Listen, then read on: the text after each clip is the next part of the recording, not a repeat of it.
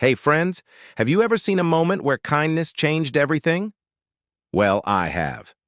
And it happened right here in our studio during one of our very own belt ceremonies. Back when one of our students, Max, was 6 years old, he'd been practicing for weeks to break a board. It was belt ceremony day. His grandpa, grandma, sister, and parents were watching proudly. He stepped up to the line, took a big, deep breath, threw that front kick, but the board didn't crack. Max looked down, his shoulders dropped, and you could see it, the disappointment, the tears starting to well up. He felt like he had failed. Now, there was one thing that would have made Max feel better in that moment, but it wasn't what I was going to say. I was going to go out there and tell him, "Hey, bud, you got this. Just channel your inner lumberjack and boom, next time smash that baby." That's what most people do. But he needed something different. And before I could even step in, another student walked over.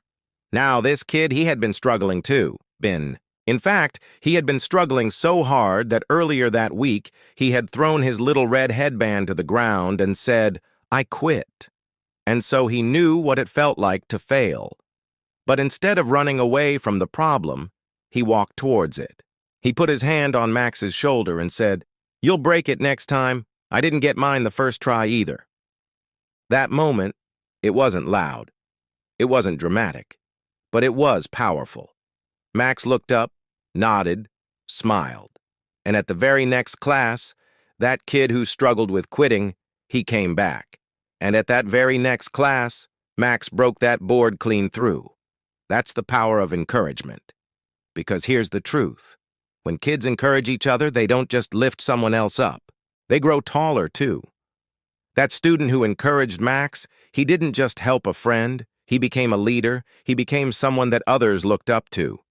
And look, I know it can be really hard to encourage someone when we're all busy trying to win and get ahead, but here's the beautiful thing about kindness. It takes very little effort, but it creates a ripple effect that lasts a lifetime. So I have 2 questions for you today. First, let me ask you, when has someone helped you feel braver with their words? Think about a time when someone's belief in you helped you believe in yourself. Remember that feeling? Because we want our kids to not only feel brave, but to feel safe to fail, and the best way to do that is to show them how. Second, let me ask you, who could you encourage this week? Maybe it's a neighbor, a classmate, a sibling, a friend. Who needs a little help getting back up?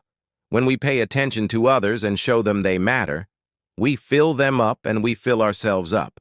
So here's a fun way to build confidence and kindness in your family or class this week. I call it the kindness kick chart. Each time someone does something kind, gives a compliment, encourages someone, helps without being asked, they get a point. Then at the end of the week, if you reach 10 points, give everyone a high five and do an act of awesome surprise, like going out for ice cream or picking a family game night. The more you encourage, the more you get to celebrate. So the goal isn't to point out mistakes, but to watch each other's backs and celebrate each other's wins. And here's the beautiful thing. When we do this, we start to see our struggles not as setbacks, but as setups for the next time. Because as Maya Angelou said, each setback is a new opportunity to more intelligently choose our next action. Kindness is powerful. It builds confidence. It builds a connection. And sometimes it helps someone get back up and try again. So this week, try the Kindness Kick Challenge.